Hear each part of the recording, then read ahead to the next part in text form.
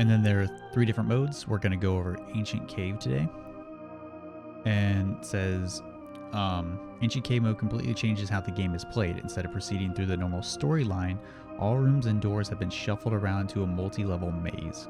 You start with all 4 party members, and your goal is to proceed through all 8 levels of the maze, each level guarded by a shiny spot, and reach and defeat Gygus. So the goal isn't to fill up your soundstone, right? Like the main game.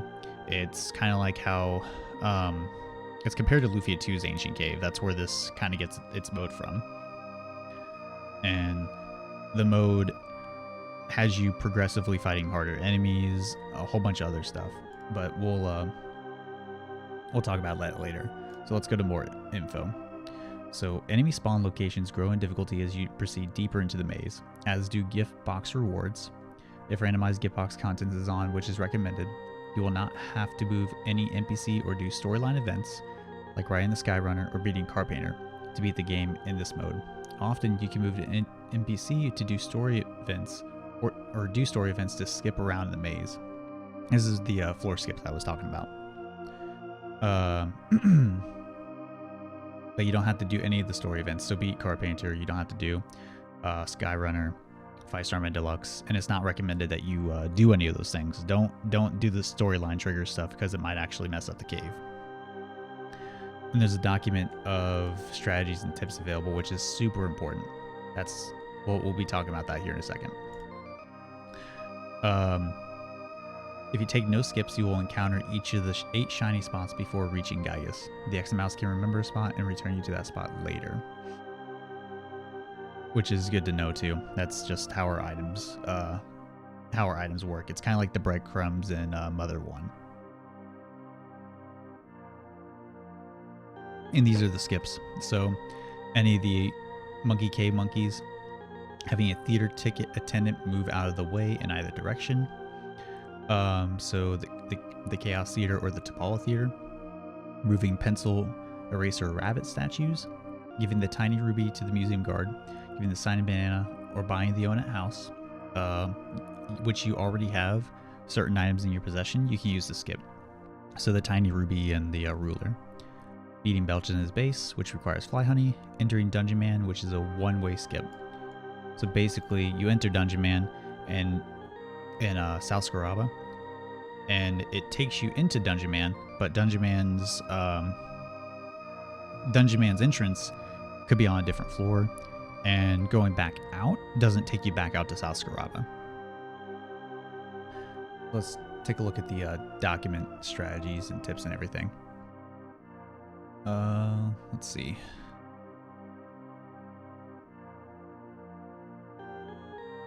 All this information is vital, but the most important information is at the beginning.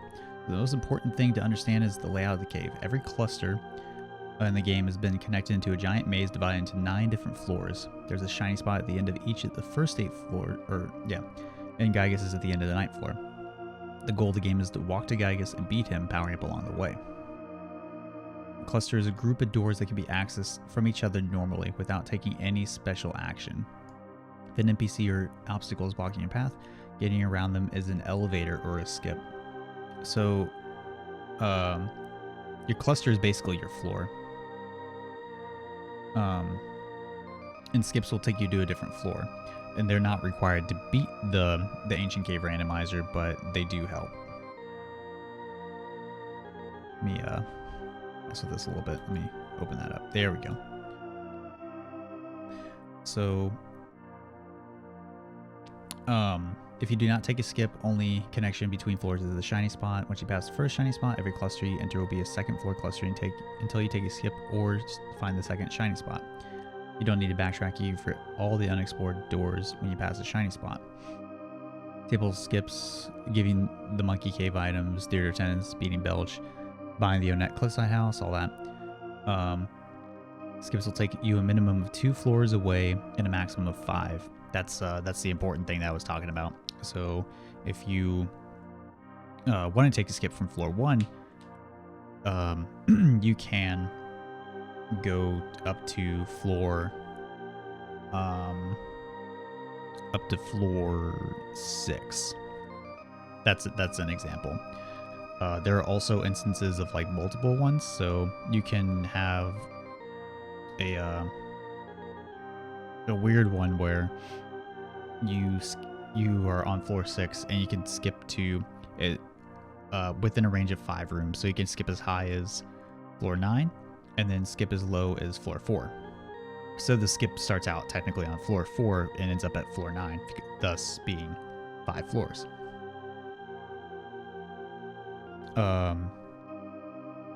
And it's highly recommended that you avoid all the skips and just do a straight through like run through. Default settings, each floor has its own overworld music that is consistent throughout the floor. That's how you know you're on a different floor as well, by finding out your music and everything. If it's different and you haven't heard it before, then you know you might be ahead or something like that. It also could take you back if you already know that you're ahead. But knowing what music you've heard already, that's a good sign. And then there's your basically your clusters and everything. So essentially, some of these, and I don't completely understand this still, but basically we tend to call them hubs. And so they divide up like ONET, right, to several different clusters, and basically parts of doors and everything, certain paths. But hubs are your main ones. So, and this will talk about this at the bottom. ONET's like a main hub, one of the largest ones. And then I don't even think North ONET's a main hub. I think it's just a small cluster. But each big city, Dusty Dunes, and several other places are like basically these hubs. Okay.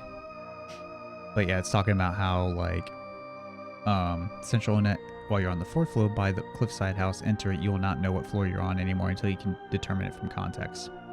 And this is where it talks to you about how to determine what floor you're on. So the shiny spot text says, this is your floor. So whenever you go on and fight a boss, it'll tell you what floor you're on.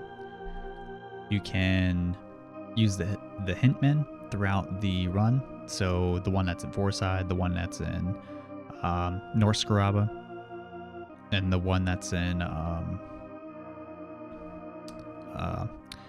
Summers. And there's several others thrown throughout the game. You can use those to, and they tell you not just the floor you're on, but also the bosses that you can fight.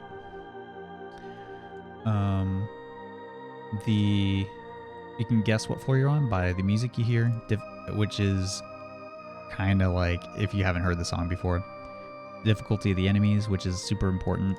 So typically enemies that are stronger, so like your 4-side enemies and everything like that, can be kind of ranged throughout, I don't know, floor 5 or 6. Your end game enemies, your starmen, are typically going to be on 7, 8, or 9. High 7, probably mid 8. And then you can tell by the sprites as well. Those are pretty important too. 4 is a guaranteed free full heal, which is fine. We all know that.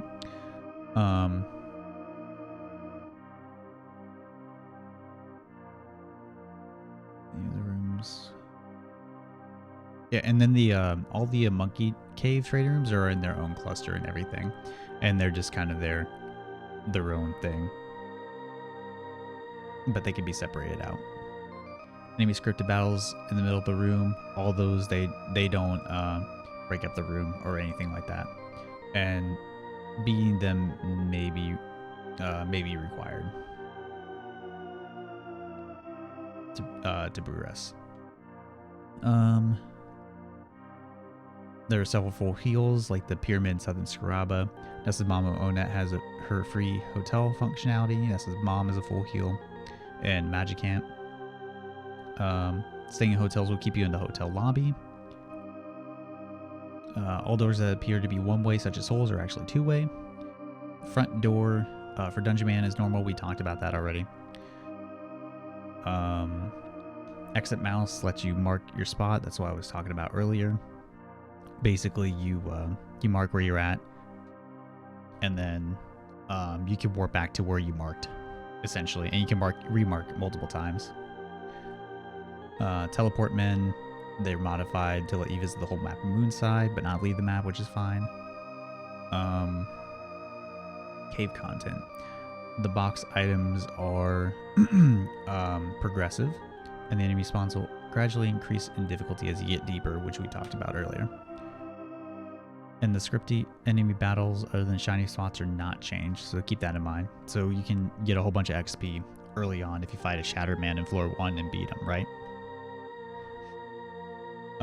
So all boxes accessible in the maze are ranked based on their death. Better items will be placed deeper. So skip grinding items like the pencil eraser and backstage pass are placed early. Equipment pool is created, and it consists of 1 copy of each unique equipment, 3 copies of each non-unique equipment, and then 2 Franklin badges and 2 Auto Star Masters. Auto Star Masters are pretty much basically you use them, and then Pooler and Star Storm. It's awesome. And then pool is sorted by strength, lightly shovel, with the badges being put at 30% and 70% deep of the pool, and Auto Star Masters being at 40 and 80% deep. So basically before halfway, and then like probably before like floor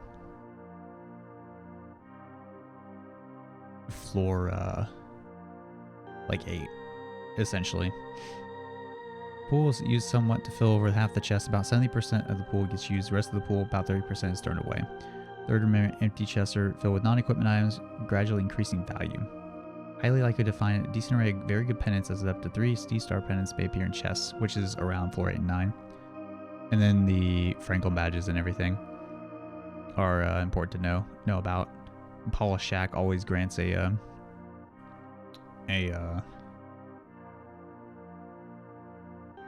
Franklin badge, which is very good. And then the Auto Star Master I mentioned as well.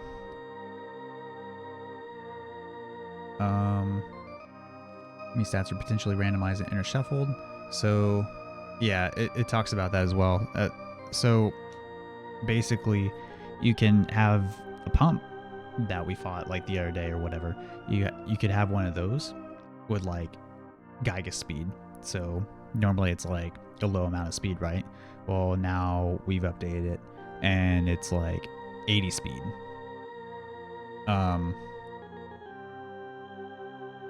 And these are also other hints and everything like that to take note of. So a lot of these storyline events are disabled. Some may exist. Don't try them unless you're willing to possibly break your seed. Tight spaces. Hold the Y button to do normal walking speed. Let's see. Pyramid doors are open. Happy has the free shop. And there's a shop randomization with the cave, so make sure you keep that in mind. Every shop is worth checking for skip items, which is important to know about. Multi-bottle rockets, we already know about that. Basically, they could be better or worse, depending on speed.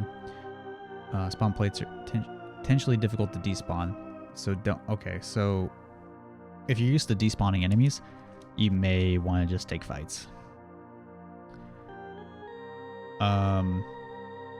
There's no way to get the Ness stat boost for beating Ness's Nightmare, so don't do that. Or don't rely upon that. Okay, the bug for 65,000 HP. We know about that. This is the Franklin badge thing I was talking about. Ness's Bomb and Magickin is a full wheel. We talked about that. And if you have an equipment equipped, you can pick up another copy of the same equipment and drop it with the R button. Basically, you can... The last item you picked up or got from a battle, you can press R on your controller, and you can drop the item instantly. It does like a wow, like as you're like falling or something like that. So you can just like drop the item instantly, and it's great. And then we have the clusters with the most doors. Tucson's the biggest. Onet is the second biggest, and it goes so on and so forth. So all these are hubs. I like to call them hubs. Some people call them clusters. But yeah, some of these are your biggest, so keep these in mind for the amount of doors that we have. There's a lot of doors in some of these places, so that's just something to keep in mind. All right, and then for the settings, we customize the flags. Battle backgrounds, it's self-explanatory. Character stats, basically you can set this character stats or their abilities. They get intermixed. So, like I said in my previous seed, we could have prey on Jeff, spy on Paula, and all that stuff. NPCs get their stuff shuffled, which is cool. It leads to some hilarious results with Pokey. The gift box content, basically, if in Ancient Cave, gift boxes will have a logical progression of gear and supplies, so we wanted to leave that at 1, typically. PSI abilities, levels that the abilities are learned at will be randomized. Any higher than that, and you may not be able to complete the seed. As well as which abilities learned by which player character. So we don't want to do that. Enemy stats and names will be randomized. Stats, names, and appearance completely. So stats, names, and appearance makes it really hard to identify what floor you're on. Overworld NPC sprites, same thing. And then like 3 is like utterly randomized with no exceptions, which is pretty crazy. That makes it to where like some of the sprites are like massive. Like you can get a Dungeon Man sprite in like a small area. Job contents are randomized. That's what I was talking about earlier. Any battle palettes and window colors will be randomized. That's just cool stuff. Where it changes some of the settings of colors and everything. Sometimes it can crash the game, but it doesn't usually. Run mode is always, pretty much always used, as well as the instant speed text, just for going fast for the sake of that. You always run it sandwich speed. Text boxes finish pretty much instantly. The discard button is the R button to drop the previous item. Short Gygus prayers, it removes the cutscenes for the Gygus prayers. And the goods menu equip, basically if you go into the menu, you can go in and equip your item by hitting use. So it's super simple stuff. So that's basically kind of the basics on what the Ancient Cave actually is. So in terms of strategies and stuff, we're going to go into that a little bit really quick. Yeah, they could be the bases of the floor, exactly quadratic. Let me turn this back up a little bit. Just a wee bit. All right, so you start out in your room. You always start out in your room. And I already ended up in a hub. So I know that with what I have going on now, I can instantly go to the shops. The shops in Tucson are like some of the best ones for skip items starting out. And skip items all are your usable items in the Monkey Cave. So we're talking about pizzas, we're talking about your fresh eggs, your skip sandwiches, wet towels. So here's a couple of them. I have a picnic lunch here, which is one item of that. There is a wet towel. I will use that. And then fresh egg, which I can get unlimited amounts of those from one of the monkeys in Monkey Cave. So I'm not going to bother with that. And so each of these doors leads to random different places. So like here's a T section that comes out of that hub, and then it more than likely will either go to another hub. It can loop around. It can do several things. But if I see something like that, that kind of tells me either we could be heading to a different spot of progression, or something else of the sort. Each character starts at level 1 with some of their abilities and everything.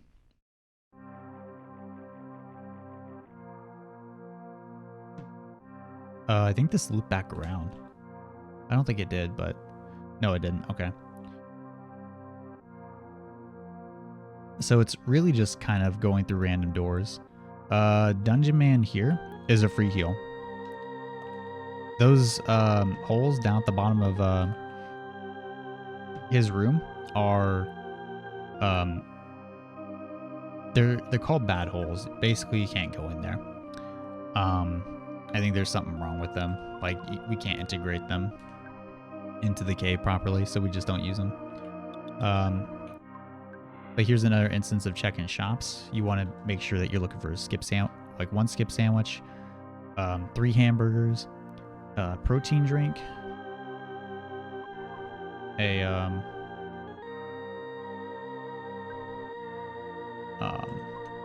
picnic lunch, 2 pizzas if possible, but more than likely you won't find pizzas in the store. You have your ruler to start out with. You have your tiny ruby to start out with. So you have quite a few opportunities for skip items if you just keep looking at the shops. Here, how I know where I'm going, it's kind of based on instinct. I could be very wrong and then going into a loop, but unless I see enemies, I'm not going to know for sure. So as with any randomizer, it kind of ends up being a stroke of luck, if you will. So I wanted to check this other room just in case. I just had a feeling. So I'm just going to go this way first. And it literally was the right feeling. Like, I didn't know exactly what to do there at all. I just had a feeling that I wanted to go this way first, and it ended up leading me to the boss room. So out of all that, out of moving throughout these areas and everything, I found the first boss room. It was just kind of lucky. And I can tell by the enemies here as well. These enemies are very much closer to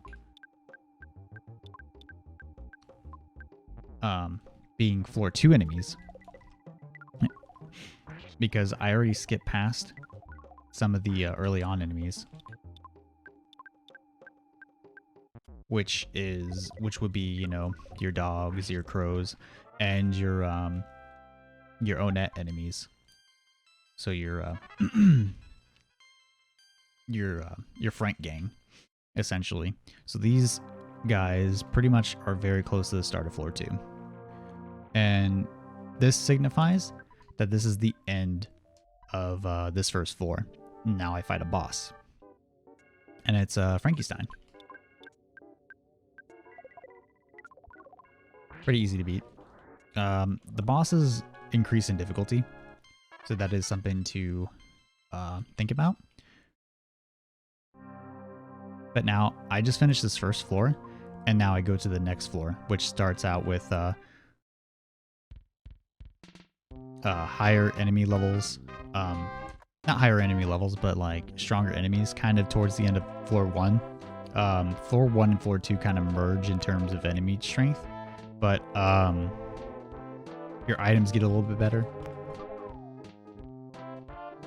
And as you can see, I'm starting to find mice. So it's an intermixed set of enemies where I'm getting kind of the mice and the slugs from Onet's Hill, but also kind of getting those enemies from Winters. The Reed enemies are considered fairly stronger, so they're put a little bit later. Like, they're actually put near floor 3 or floor 4.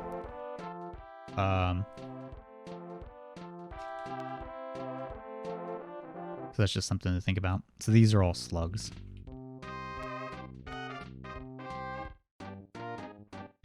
There's a bakery. I always want to check the shops, so I have a wet towel here, which is one of the items that I need, but I don't have money, and I already have a wet towel, so that's just good stuff to know. So now I'm at the next hub, which is Threed. So these enemies here are typically going to be tiny bit stronger once you hit the next hub. Like it's good. It's just good to know. So as you progress throughout the floor, they're just gonna get stronger and stronger. And you can also see the. I don't think the items progress either. In terms of. What the fuck? Oh, okay, there we go. The items in terms of the shops don't progress. They're just kind of randomized, so you can get super bombs on floor 2, which may or may not be good for you based on your items. So, fortunately, we didn't have enough money to get those and everything like that. So we just kind of went through and did our thing with getting one of the items for the monkey cave, and did that. This I know is a dead end because the story trigger isn't set for the bridge.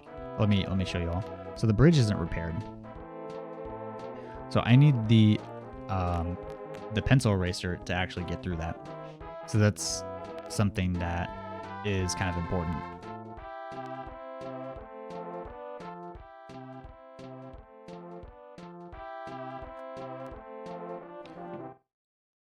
I don't have the back key machine, so I can't get in those. And a lot of these doors can be dead ends. They can be, they can lead to skips. So this person wants a hamburger, and I don't have one. But if I had a hamburger, then I'd be able to get through this door. So this is an example of one of those skips. So in order to go fast, you'll want to do that skip. And this is the X and mouse thing I was talking about. So I can use the X and mouse, I can mark or I can go. Marking makes this last spot my my go spot, essentially, for my X and mouse. You only can use it once. You only can go once. You can mark as many times as you want, but you can only go once. And to get more exit mice, all you have to do is find a place for where you would get exit mice. So the house or the room that's in the house below Onet, or Starman Base, or Mole Cave. Those are a few options. And here's a shop. There's a few items here. The skip sandwich is a good one, but I already have it, so I don't really need anything from there. Make sure you save often. Save often, because if you don't hit a story trigger or anything like that, or a heal trigger, cutscene trigger, whatever, you basically have to start over from where you spawned in. So you don't want to do that. Some of the enemies you kind of have to guess their weaknesses at times.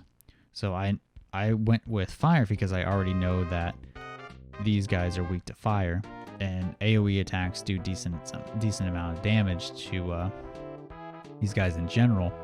But even though I don't know that they're weak to fire or whatever, I just kind of cover that basis anyway. So like I would do fire and then cover my ass with freeze just in case, you know. So that's just an example. Cheap bracelet. Again, pressing R to get rid of early items I don't really need. And sometimes these rooms loop. It's just something that happens. Alright, so here's another skip. The backstage pass one. So I can use that here as many times as I want to get through. And so this takes me from one floor to another.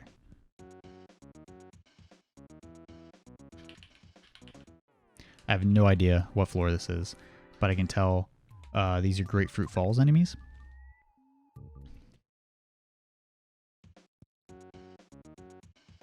So, and I'm seeing Foreside Dusty Dunes enemies, so this is probably like floor 5. Floor 5 or 6.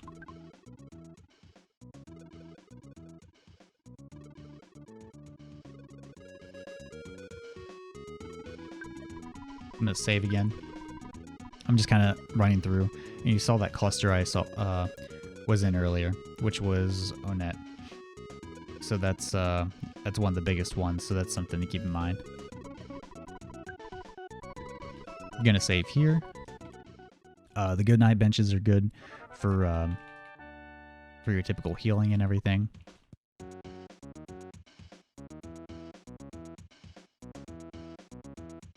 And here's the other side of Peaceful Rest Valley with the pencil eraser, so that's good to know. Based on these enemies, I think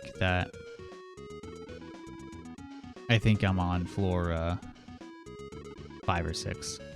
So which is perfect because that falls within your realm of expectation with doing a skip on floor 2.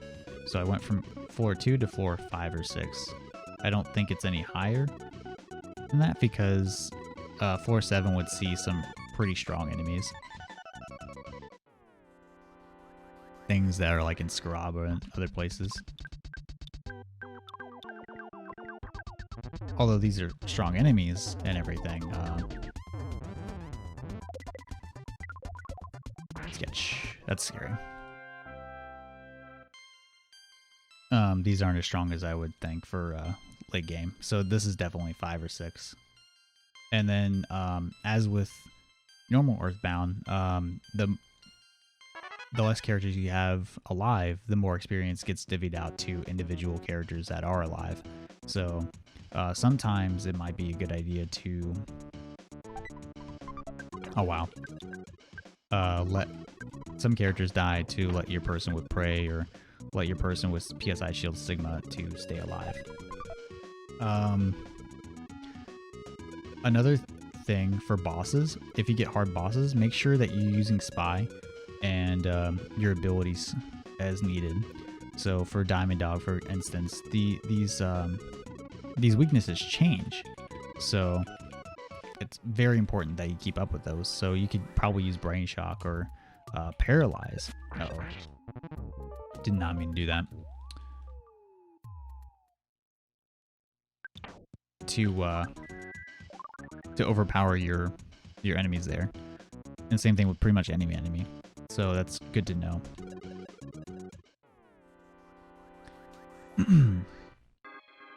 And also be aware that, you know, Freeze might not be effective against Carbon Dog, Diamond Dog, because the resistances change as well in that regard. Here's another skip. Pizzas aren't really sold in the cave, which is an interesting thing. So that's a good one to be aware of. You can find them in boxes mostly, but unfortunately, I have not seen an instance of pizzas being sold. Here's the wet towel.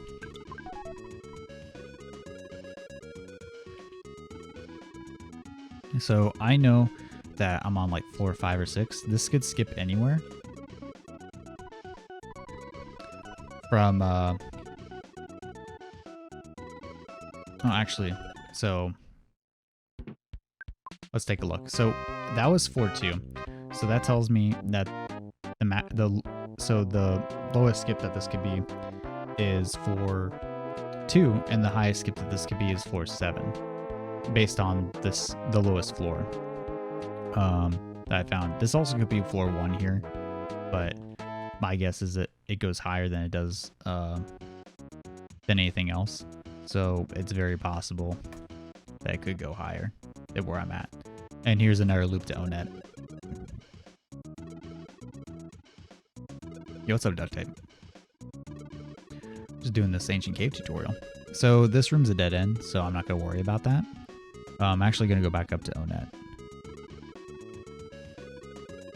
I have no idea what this song is. Yeah, actually we're almost done for the day. But I won't be able to get to Gygus in time, but that's okay. Here's another instance of skip where I would need an item. In this case, it would be the eraser. Some more items and everything. Jar of fly honey, that's used for a skip, which is interesting because you usually don't see those this late. Bridge fry pan. The equipment's pretty useful. So you want to keep that in mind as well. Equipment can be pretty useful if it's pretty powerful, but the early ones are not really that great. Picnic lunch. So that's just another skip that we can take a look at here. And this one's a skip sandwich, so I can use all of these. So this exit here, even though it's not blocked, this could lead to a different floor. And it does. So this is I'll face myself. So a floor I haven't been to yet. And this is also the same skip as I saw earlier. So I just want to double check and see what enemies are on this floor. See what items I have. So this is a diamond band. Magic fry pan. This is probably based on that. And everything that I just saw. The lucky coin. This is probably like floor 7 or 8. More than likely floor 8. So let me see what enemies these are. So these are enemies in South Scaraba. The pyramid. So I know I skipped forward. I'm going to check the other one. Because if this is an adjacent floor, then that means the other floor could be like a further floor. Oh, this is the same one. Okay, so it was the same floor. Sometimes skips lead to the same floor. It just happens. But this is definitely further along. So this is like, I don't know exactly, but this is probably floor 7 or 8. I won't be able to finish this seed, but we can talk about...